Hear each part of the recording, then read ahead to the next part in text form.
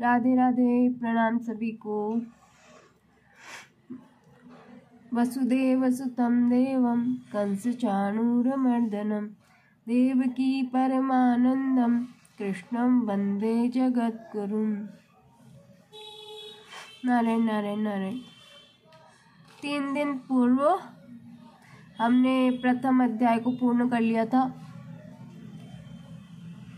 शरीर की अस्वस्थता के कारण 3 दिन बाद अब आपसे संपर्क हो पा रहा है और आज हम द्वितीय अध्याय को शुरू करेंगे।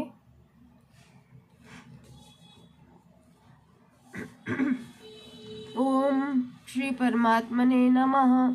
अथ द्वितीयोऽध्याय। अवतरणिका। दुर्योधन ने द्रोणाचार्य से दोनों सेनाओं की बात कही, पर द्रोणाचार्य कुछ भी बोले नहीं। इससे दुर्योधन दुखी हो गया।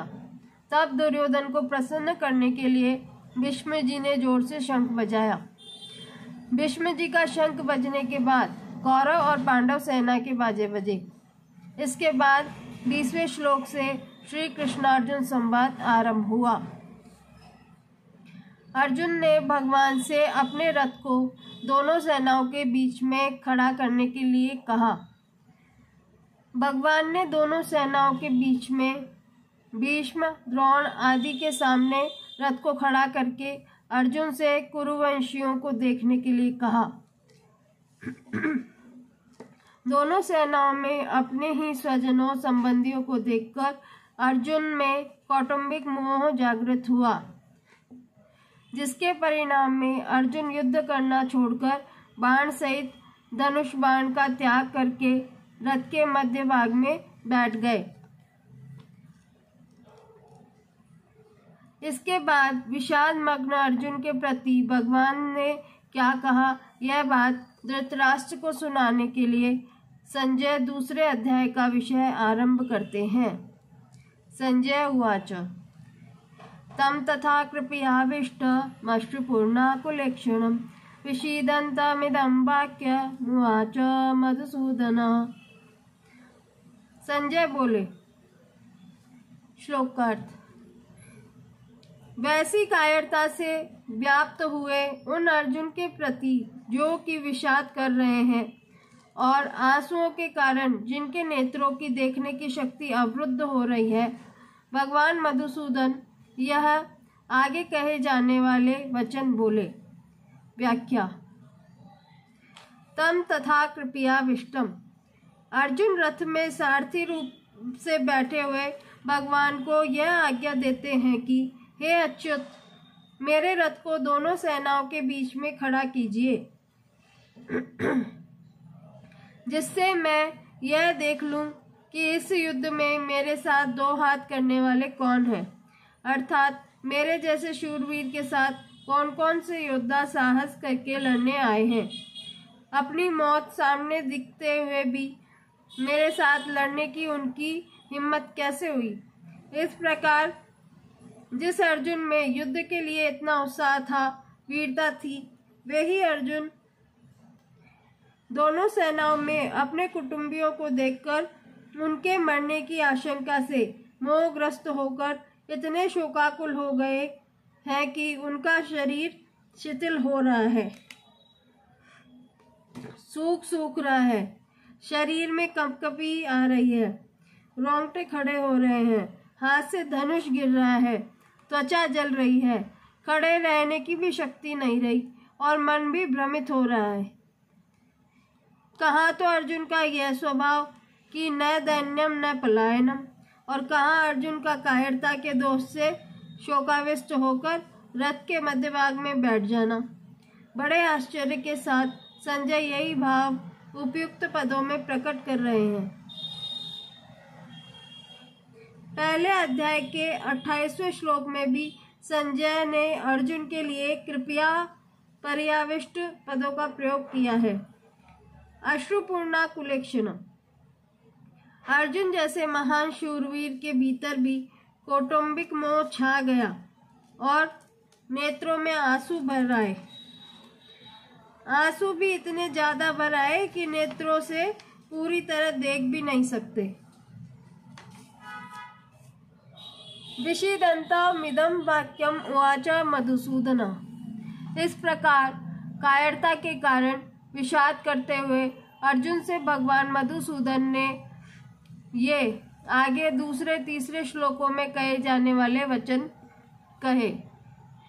यहाँ विषीदन्तम उवाच कहने से ही काम चल सकता था, इदम वाक्यम कहने की जरूरत ही नहीं थी, क्योंकि उवाच क्रिया के अंतर्गत ही वाक्यम पद आ जाता है। फिर भी वाक्यम पद कहने का तात्पर्य है कि भगवान का यह वचन, यह वाणी बड़ी विलक्षण है। अर्जुन में धर्म का बाना पहनकर जो कर्तव्य त्याग रूप बुराई आ गई है, उस पर यह भगवत वाणी सीधा आघात पहुंचाने वाली है। अर्जुन का युद्ध से उपराम होने का जो निर्णय था, उसमें खलबली मचा देने वाली है। अर्जुन को अपने दोष का ज्ञान कराकर अपने कल्याण की जिज्ञासा जागृत करा देने वाली है। इस गंभीर अर्थ वाली वाणी के प्रभाव से ही अर्जुन भगवान का शिष्यत्व ग्रहण करके उनके शरण हो जाते हैं। दूसरे अध्याय का 7वां श्लोक।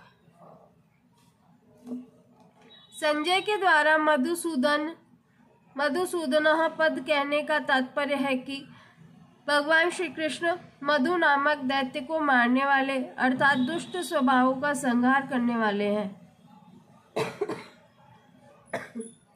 इसलिए वे दुष्ट स्वभाव वाले दुर्योधन आदि का नाश करवाए बिना रहेंगे नहीं। भगवान ने अर्जुन के प्रति कौन से वचन कहे, इसे आगे के 2 श्लोकों में कहते हैं। श्री भगवान उवाच कुतस्त्वाकशमलमिदं विषमे समुपस्थितम् अनार्यजुष्टमास्वर्ग्य न कीर्तिर्कर्मर्जुन। श्लोक का अर्थ। श्री भगवान बोले, हे अर्जुन, इस विषम अवसर पर तुम्हें यह कायरता कहाँ से प्राप्त हुई, जिसका कि श्रेष्ठ पुरुष सेवन नहीं करते, जो स्वर्ग को देने वाली नहीं है और कीर्ति कराने वाली भी नहीं है। व्याख्या। अर्जुन, यह संबोधन देने का तात्पर्य है कि तुम स्वच्छ निर्मल अंतःकरण वाले हो, अतः तुम्हारे स्वभाव में कालुष्य कायरता का आना बिल्कुल विरुद्ध बात है। फिर यह तुम्हारे में कैसे आ गई? कुतस्त्वा कशमलम इदम विषमे समुपस्थितम। भगवान आश्चर्य प्रकट करते हुए अर्जुन से कहते हैं कि ऐसे युद्ध के मौके पर भी तो तुम्हारे में शूरवीरता उत्साह आना चाहिए था, पर इस बेमौके पर तुम्हारे में यह कायरता कहाँ से आ गई? आश्चर्य 2 तरह से होता है, अपने न जानने के कारण और दूसरे को चेताने के लिए। भगवान का यहाँ जो आश्चर्य पूर्वक बोलना है, वह केवल अर्जुन को चेताने के लिए ही है, जिससे अर्जुन का ध्यान अपने कर्तव्य पर चला जाए। कुतः कहने का तात्पर्य यह है कि मूल में यह कायरता रूपी दोष तुम्हारे में स्वयं में नहीं है, यह तो आगंतुक दोष है जो सदा रहने वाला नहीं है। समुपस्थितम कहने का तात्पर्य है कि यह कायरता केवल तुम्हारे भावों में और वचनों में ही नहीं आई है, किंतु तुम्हारी क्रियाओं में भी आ गई है। यह तुम्हारे पर अच्छी तरह से छा गई है, जिसके कारण तुम धनुष बाण छोड़कर रथ के मध्य भाग में बैठ गए हो। अनार्य जुष्टम समझदार श्रेष्ठ मनुष्यों में जो भाव पैदा होते हैं, वे अपने कल्याण के उद्देश्य को लेकर ही होते हैं। इसलिए श्लोक के उत्तरार्ध में भगवान सबसे पहले उपयुक्त पद देकर कहते हैं कि तुम्हारी जो कायरता आई है, उस कायरता को श्रेष्ठ पुरुष स्वीकार नहीं करते, कारण कि तुम्हारी इस कायरता में अपने कल्याण की बात बिल्कुल नहीं है। कल्याण चाहने वाले श्रेष्ठ मनुष्य प्रवृत्ति और निवृत्ति दोनों में अपने कल्याण का ही उद्देश्य रखते हैं। उनमें अपने कर्तव्य के प्रति कायरता उत्पन्न नहीं होती। परिस्थिति के अनुसार उनको जो कर्तव्य प्राप्त हो जाता है उसको वे कल्याण प्राप्ति के उद्देश्य से उत्साह और तत्परता पूर्वक सांगोपांग करते हैं। वे तुम्हारे जैसे कायर होकर युद्ध से या अन्य किसी कर्तव्य कर्म से उपरत नहीं होते। अतः युद्ध रूप से प्राप्त कर्तव्य कर्म से उपरत होना तुम्हारे लिए कल्याणकारक नहीं है। अस्वर्ग्यम, कल्याण की बात सामने न रखकर अगर सांसारिक दृष्टि से भी देखा जाए तो संसार में स्वर्गलोक ऊंचा है, परंतु तुम्हारी यह कायरता स्वर्ग को देने वाली भी नहीं है। अर्थात कायरता पूर्वक युद्ध से निवृत्त होने का फल स्वर्ग की प्राप्ति भी नहीं हो सकता।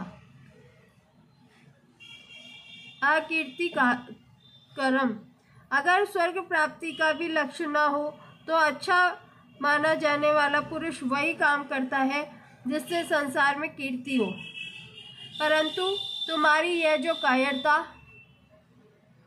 है वह इस लोक में भी कीर्ति यश देने वाली नहीं है, प्रत्युत अपकीर्ति अपयश देने वाली है। अतः तुम्हारे में कायरता का आना सर्वथा ही अनुचित है। भगवान ने यहाँ अनार्यजुष्टम, अस्वर्ग्यम और अकीर्तिकरम ऐसा क्रम देकर 3 प्रकार के मनुष्य बताए हैं। पहला, जो विचारशील मनुष्य होते हैं वे केवल अपना कल्याण ही चाहते हैं, उनका ध्येय उद्देश्य केवल कल्याण ही होता है।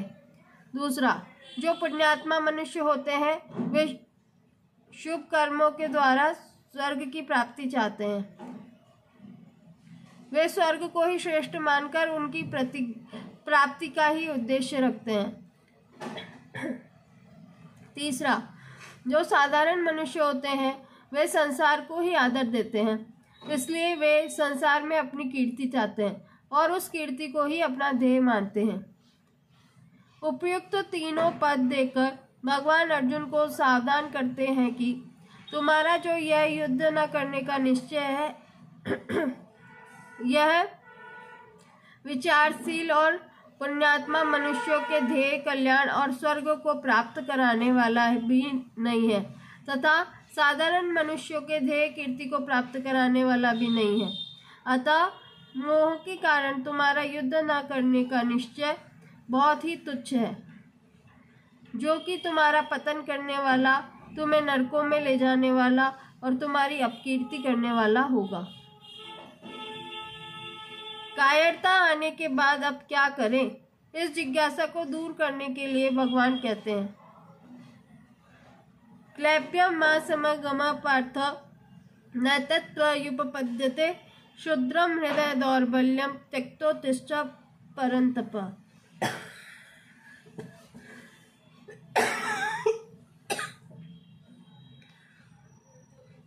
श्लोक का अर्थ,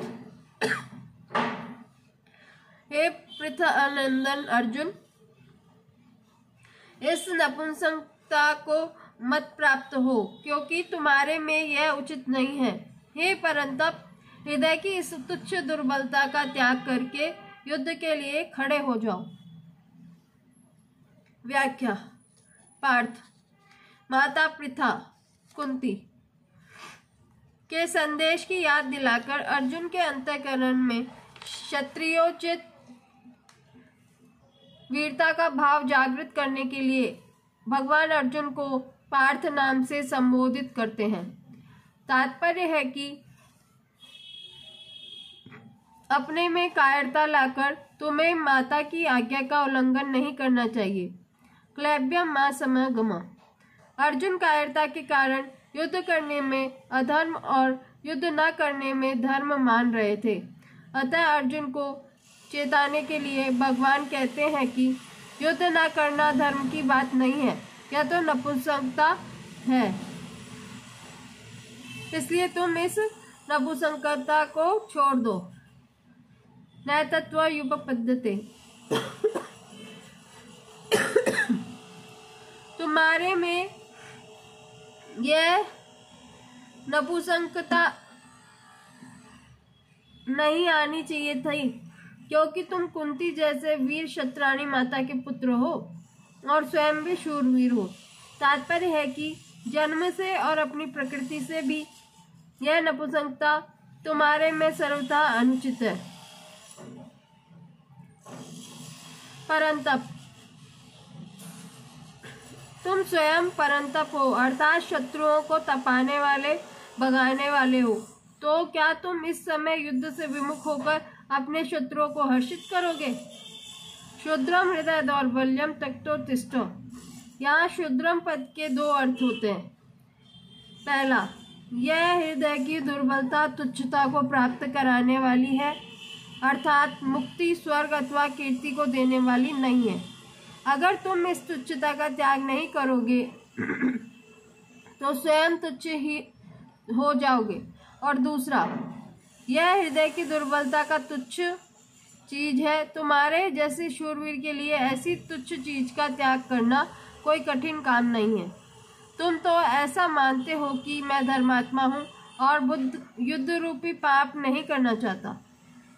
तो यह तुम्हारे हृदय की दुर्बलता है, कमजोरी है।